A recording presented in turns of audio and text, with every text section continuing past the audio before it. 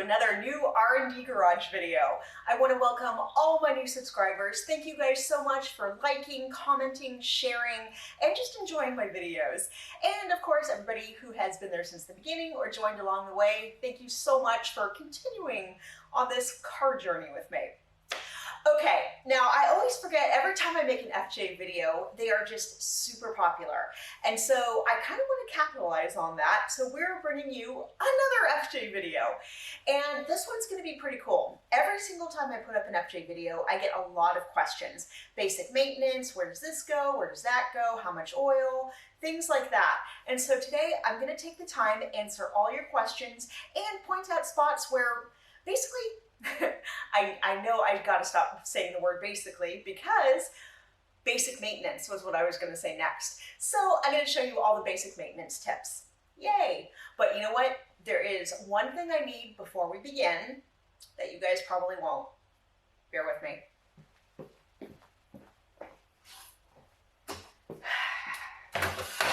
Okay, now we're ready. Okay guys, quick disclaimer. So all the information I give you literally pertains to my vehicle only, the 2008 Toyota FJ Cruiser. Now, if you're working on your 07, if you're working on your 12, I would definitely check with your owner's manual. I would check maybe online to your truck specifically, and just make sure you're doing the right thing by it. You know, torque specs, all that kind of thing. I don't want to lead you astray. Okay, let's get going. Okay guys, let's start with the basics. Here we have washer fluid, we have power steering fluid, we have the coolant, and we have where to check your oil level, this guy here, and then over there is the brake fluid. So you'll notice that even though my engine bay is completely filthy, the caps of all these bottles are somewhat clean. That's because whenever I'm going to change a fluid, I always kind of dust off, clean the cap and the surrounding area around it, because the last thing you want to do, peel off that cap and all the crap that was on there goes into your fluid. Not a good idea. Okay guys, now we're going to talk about battery care. So right here, it's a good looking battery. Okay, but sometimes, you know, you do see some scary stuff, especially at the track, which, don't even get me started. But what you want to see in your battery is sitting firmly in the battery tray. You can't rock it back and forth. It's firm, sturdy. It's got a bracket on it. These two right here, you don't want to see corrosion. Just even keeping it clean goes a long way, checking up on it. Obviously the terminals, you always want to cover over the positive terminal. And as you can see, this one barely comes off. There we go. And then when you take the cover off, and also looking at the black side as well, again, you don't want a lot of corrosion. You don't want like moisture, like acid. You don't want to see acid. And just make sure, whoops, that everything is firmly attached, which this is. And so is the other side. So this battery is still looking good. And I'm going to recover it. Perfect. Let's move on to the next. Okay, guys, so I forgot one thing. If you want to keep these corrosion free, you do have a couple of options you can do. You can use one of these felt things that we really like. You can see there's like no corrosion whatsoever. There's an anti-corrosion spray in bright red. I know you guys have seen this. It gets a little messy. It also gets the job done, but it doesn't look as clean around here because, you know, I guess it's almost impossible to spray it in kind of a clean, orderly way. And then there's the third rule, which is basically do nothing and watch what happens. I don't really recommend that one. In fact, if anything, I just recommend the felt because it's been good to us. No corrosion. Moving on. Okay guys, so here's a little tip. When you're changing your oil, go ahead and check on your air filter as well. If you do a lot of wheeling, even city driving, you want to make sure it's still as clean as it can get. Even though we know these trucks can basically take a beating and keep on ticking, or whatever that old saying is, it's still good to perform this kind of maintenance. So not only here, but also in the glove box. Remember, there's another weird little air filter in there. But I will link the video from when we changed them to basically let you see how that goes. So, okay, right here, remember these little clips? Go all the way off, boop, and then this comes off like that. And then all you need to do, whew, my ladder just slid away. There we go. So you see, I do have a few leaves in here. And so I'll go ahead and clean those out. But like I said, this was like the lightest wheel day possible. So it's not that bad. Okay, I'm gonna put this back on and we're gonna move on. Okay guys, so here's a tip about tires. Or just a little bit of advice.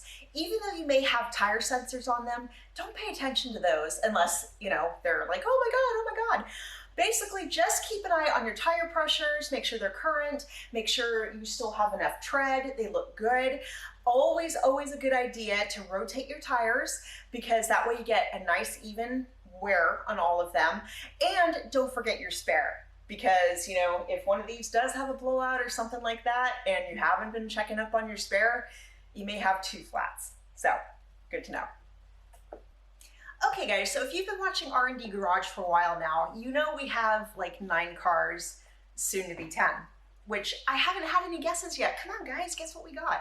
Anyway, but what I was gonna say is OneNote on your iPhone or your Android, if you're still using those, or anything else, even a notepad to write down what, oil changes, keep them current, that kind of thing, fluids, amount. So it's a good thing because this is a lot to remember.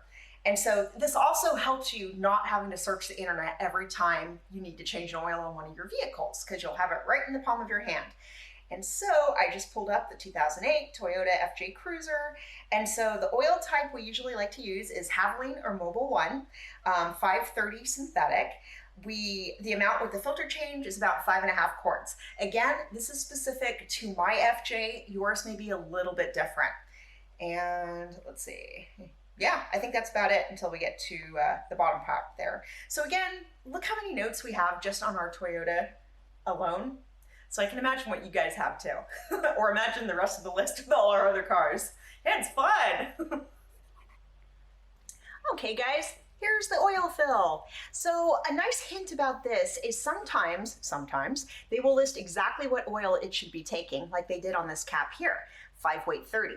Now, if it's not on here, it could be on a sticker up on the hood somewhere, maybe one of these two guys. It could be down on the apron.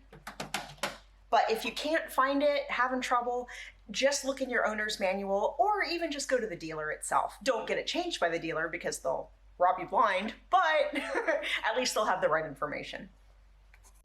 Okay guys, now I'm going to show you exactly where the oil drains from. Now this may look a little different than yours only because I have a 6-inch Rough Country lift kit on it with also the Rough Country skid plate. So let's go check it out.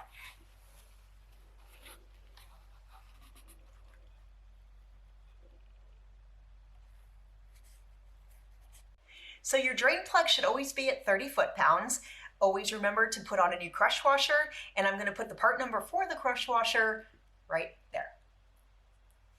Okay guys, let's talk grease points. So it may vary, but on here, I definitely have at least 3. So since I went with Moog for the bolts, these are grease points. And then again, let me reach here. So we have another one over here, and then on top here. Anywhere it's greasy is usually a grease point. We're pretty simple here. Well, hey! Okay, that was lame. Anyway, so there's a couple other grease points along here. So with the universal joint, it's going to be inside. And you can see, yes, we've got grease in there. We've also got an yoke, sliding yoke. And you want to be careful because it may use 2 different greases. And again, don't neglect the rear universal joint. Okay, moving on and washing my hands. Okay guys, short and sweet. Front diff fill, front diff drain. Okay, so you're probably wondering, well, that's great. Now I know where the fill and drain is on the diff, but what type of oil do you use? Okay, so basically the oil is 75 weight, -90 GL5. And again, I'll put that in the space down below here. The front fill crush washer, again, is a part number. We'll put it down here. The torque on the fill torque is 29 foot-pounds. And the drain torque is 48 foot-pounds. Normally, if I'm actually working, I memorize these, but it's so much easier to use this OneNote thing. And as far as the crush washers and everything else, again, we'll put the information right down here. Okay guys, welcome to the transfer case. So over on here, we have the fill plug, and over here we have the drain plug. Okay, so I've got more notes here. The transfer case oil, it takes 75 weight 90. Takes about 1.5 quarts. Remember, this may be specific to this vehicle here.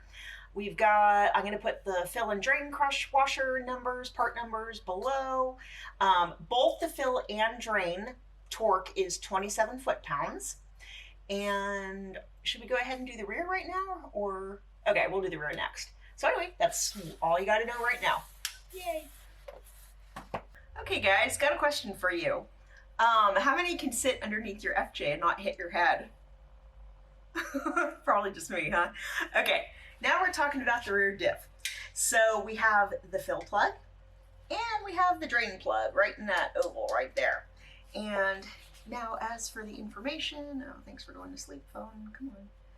Okay, so we've got the rear diff oil is 75 weight 90. It takes about 3.1 quarts, again, specific to this vehicle. The fill crush washer we'll go ahead and put down below, as well as the drain crush. The torque on both the fill and the drain is 36 foot-pounds. And that's all you need to know about the rear diff. Okay, so you guys may or may not know about this one, but the rear differential actually has a vent, and it's this guy right here. Now on the Toyotas, these are super notorious for getting like spiders and other crap caught in it. So periodically you just kind of want to either try twisting it to make sure everything falls out, blast it with some canned air, just make sure it's clean. I'll go ahead and show you some from the front differential as well. And here are the two other vents in the front. And now I'm stuck. Okay guys, so two last bits of advice. Tire pressure, what should it be? Well, if you still have stock tires, you can check the inside of your door because usually it's printed on a sticker there. However, if you have aftermarket tires, you're probably going to have to check with the manufacturer or find another person online that has your same exact setup and copy him or her. Okay, number two, lug nuts, 85 foot-pounds. There it is. We're good. Okay, guys, well, thank you for just watching this video about Toyota FJ basic maintenance and where everything should go. I had a good time putting it together for you guys, and you know, it's an FJ video. It's always a happy day when I'm walking around with my girl. So as always, thank you guys so much for subscribing, liking, commenting, and sharing my videos. If you haven't subscribed yet, it's super simple. All you need to do is hit that big red button down there and you are subscribed. And remember, you should also turn on notifications. That way you'll be one of the first to actually see my videos when they drop. So as always, you guys, thanks again. Have a great week, and I'll see you soon.